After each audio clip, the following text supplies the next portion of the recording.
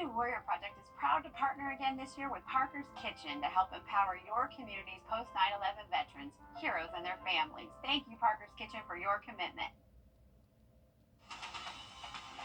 Live from Augusta, you're watching News 12 at 6 o'clock.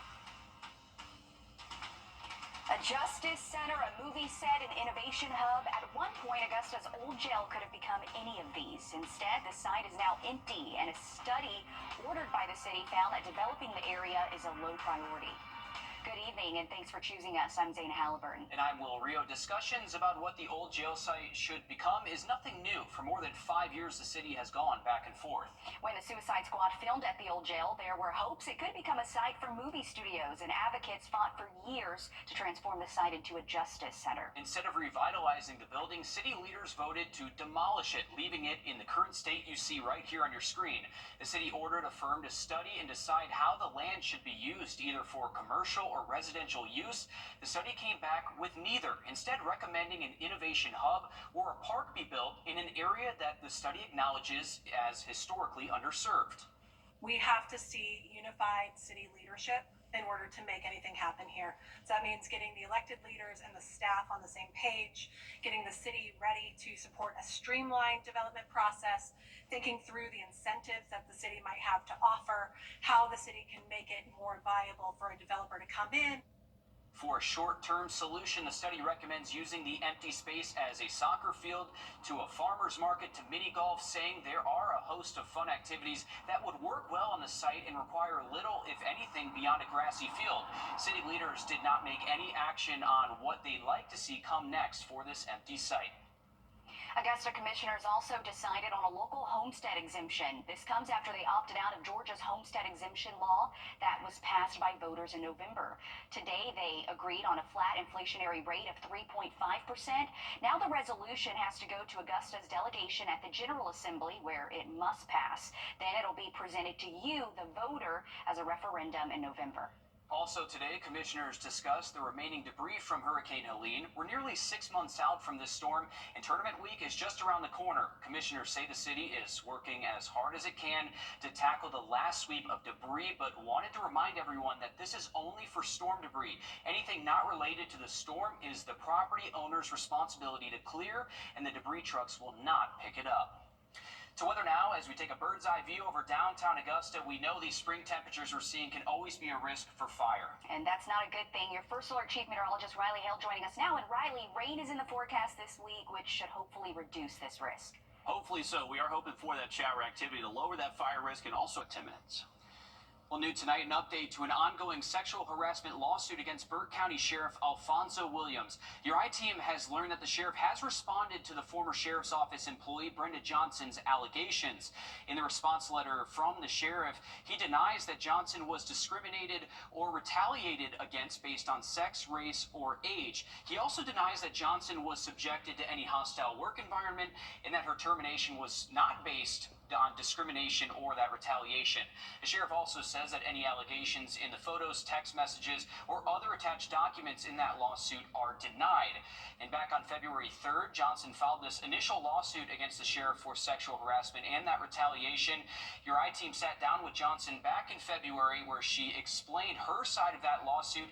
You can head to our website, wrdw.com, where you can read the full allegations made against the sheriff, which does include photos and text messages. We'll be sure to keep you updated as this case moves forward. Tonight, the future of Wagner's fire department could be settled. It's an issue we followed since last year, when a majority of the town's fire department walked off the job.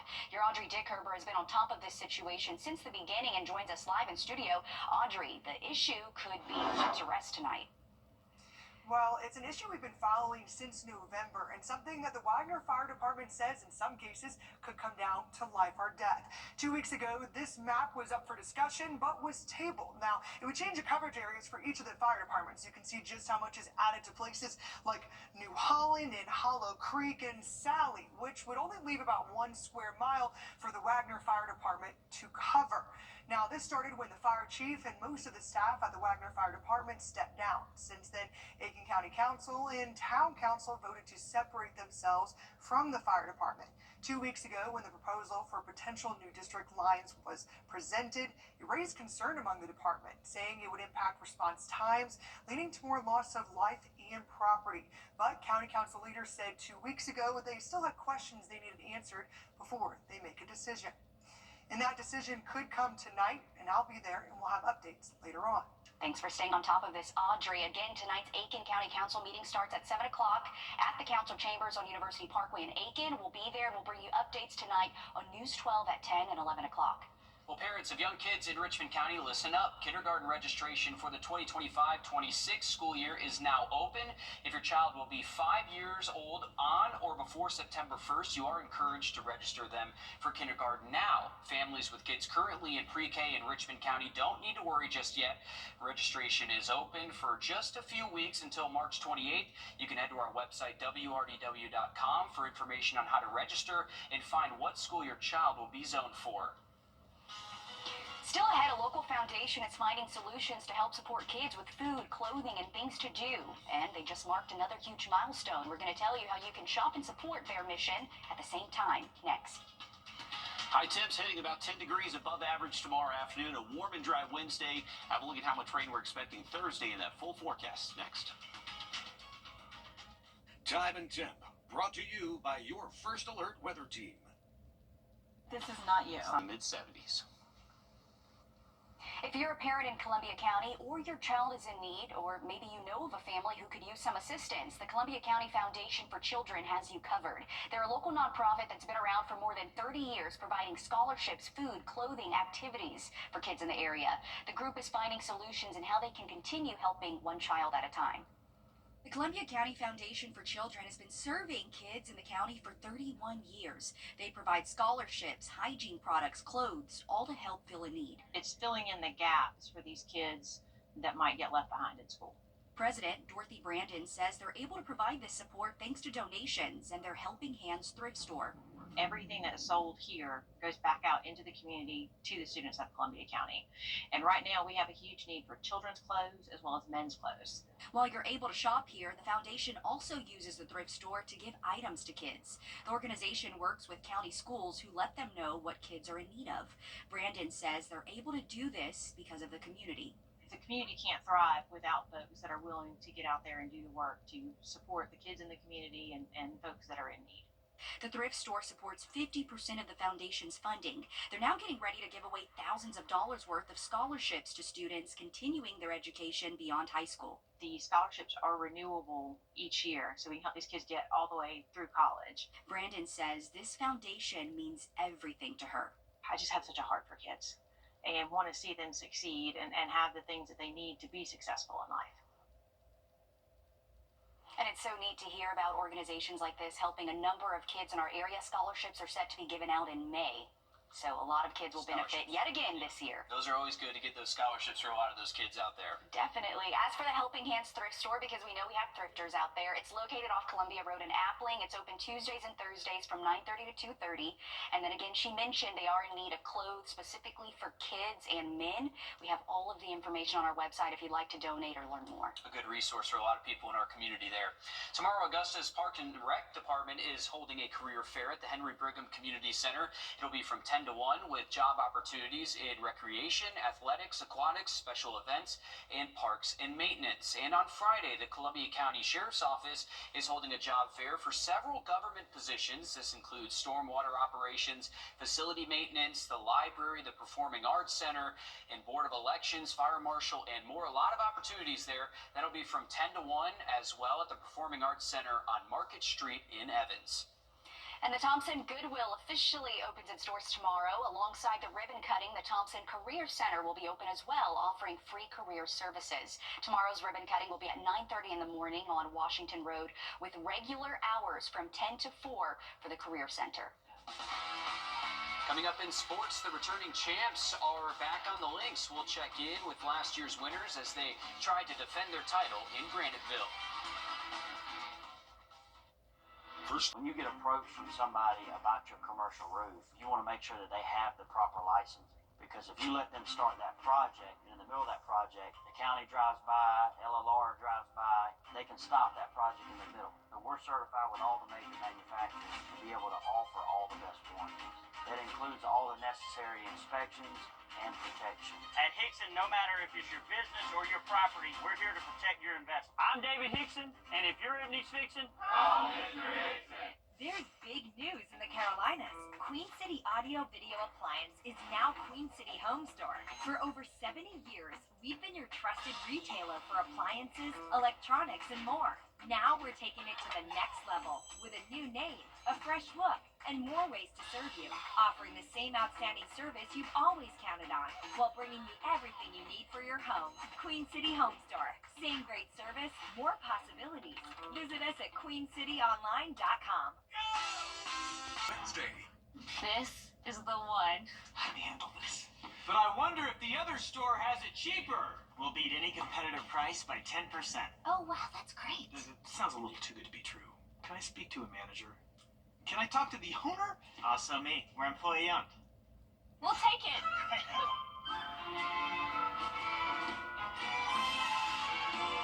Oh! It happens all the time. Break up with your big box store today.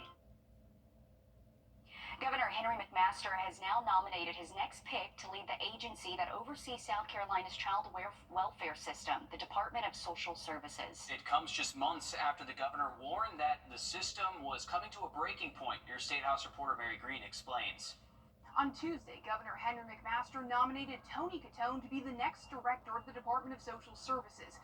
Catone previously served as the agency's general counsel and has been its acting director since January, when former director Michael Leach resigned.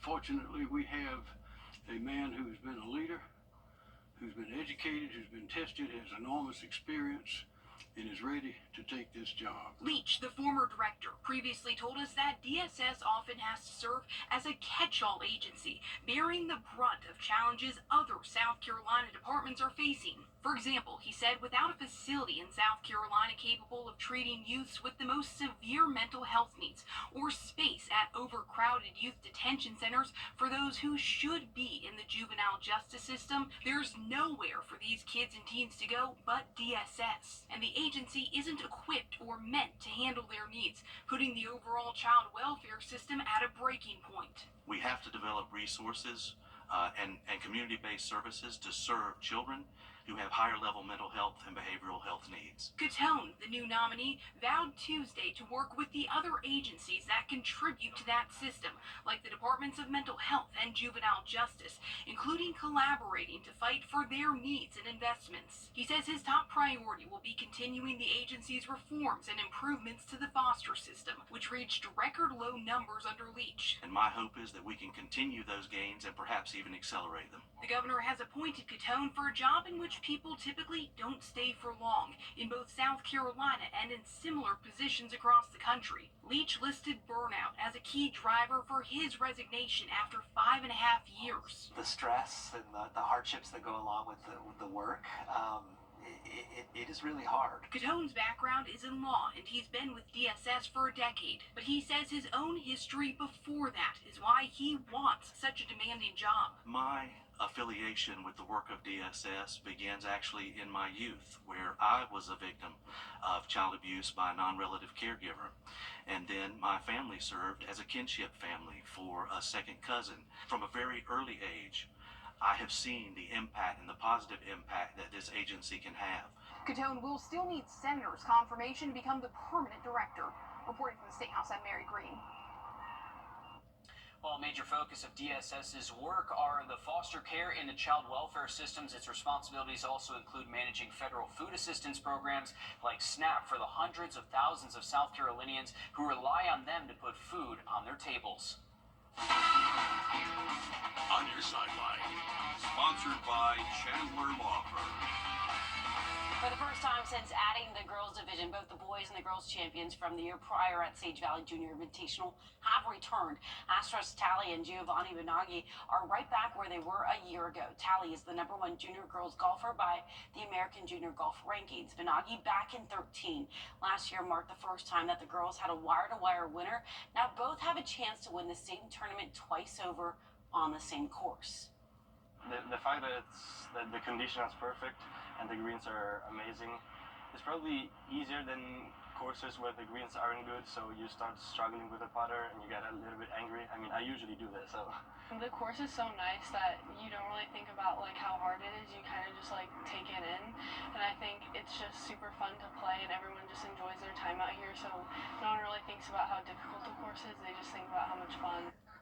Yeah, I'm sure nobody's thinking about that. Over at Pro Day, USC head coach Shane Beamer and his son Hunter checking out the activity. This is basically an audition for NFL hopefuls. They get to display their talent in front of 68 general managers, coaches, and scouts. Carolina Panthers GM Dan Morgan was keeping a close eye on the proceedings. The Panthers currently have 5 former Gamecocks on the roster. Morgan would like to probably add a few more. Of all the guys working out, they'll hear their name called next month's NFL draft. I still don't feel it, you know what I mean? I treat every day, you know, like I'm going to the NFL no matter what. But I definitely don't feel it yet, you know. I don't feel it, you know what I mean? Going through the process, it was a blessing, you know what I mean? But I still don't feel it. I don't got that, you know what I mean? I'm just here, you know what I mean, working and, you know, getting better day by day no matter what, if it's the NFL or not. So I'm always going to come to compete. Not even that I belong. I know I belong for sure. I've been playing in the SEC for 4 years, so. And I feel as though that's the best conference in the nation. So if you can compete with those, I know for sure. But we all got our own story, and it's already written, so. The South Carolina Panthers. Braves on Gray continues for spring training. The next game offered by our Peachtree Sports Network is tomorrow against the Yankees at 6:35. I know that screen says 6:30, so if you run on Alyssa time, you'll just be early. You can also head to bravesongray.com to find out where and when to catch all of your home team's full schedule. All right, thanks for that, Alyssa. Take a look at our 3-degree guarantee brought to you by Tub Doctor. Our forecast 75, actual high 75, $50 heading towards Soar Academy. And then looking at 7-day forecast just after a short break. Thanks for watching News 12 on your side. Well, I, for one, am intrigued. Our First Alert has always given you the edge against severe weather. And now, with our new First Alert radar network, First just got even faster. This is the most advanced weather radar around, filling in the gaps that have plagued our area for years. With up to 10 times the resolution of other local radars and technology that can pinpoint right down to your street. No other station can provide you with this type of enhanced weather coverage. You'll only find it here, putting your family safety first with the First Alert radar network. First just got faster. Welcome back, folks. Take a look over the next couple of days. Remember, tomorrow's going to be warm and dry again. A lot of sunshine for your Wednesday. High temps even warmer than today. Should be able to hit the 80s. You can see the big temperature difference that heads our way Thursday. That's when we're expecting. Quick line of early showers in the morning Thursday. Unfortunately, it's not looking like a ton of rain, folks. We could use a little bit more rain than what is anticipated heading in towards our Thursday morning. Looks to only be maybe a few hundredths of an inch, maybe up to around a tenth of an inch in some spots, but just not expecting a ton of rain out there. And here we go. All right, starting to materialize. Maybe, come on, model here wanted to show up. There we go. Starting to catch up now. All right, so just a few hundredths of an inch. Not much rain out there. This will be enough to maybe knock down our fire risk a tad and maybe knock down that pollen count just a smidge. Not by much, though. Want to give you this current look over Clarksville Lake. It is a beautiful end to our Tuesday. We got temperatures right now in the 70s if you're stepping out. Remember, for tonight, temperatures are going to be chilly. We'll most likely see the upper 30s by early tomorrow morning. As we head into Thursday, we'll see that rain early. Also pretty breezy to close out our Thursday afternoon with gusts up to 30 miles an hour. Back to dry, sunny conditions for your Friday, just a little bit below average. Cooler for Friday morning. We'll actually see the mid-30s then. But heading into the weekend, we start to warm right back up, a little bit above average Saturday and Sunday. And then that second round of rainfall looks to be on Monday. So overall for the next 7 days, Thursday, Monday, the 2 days we're looking at for rain chances. Outside of that, nice spring-like weather. Okay, sounds good. Thanks, Riley. We're back live on 26 News at 7. And for News 12 at 10 and 11 o'clock. Thanks for watching.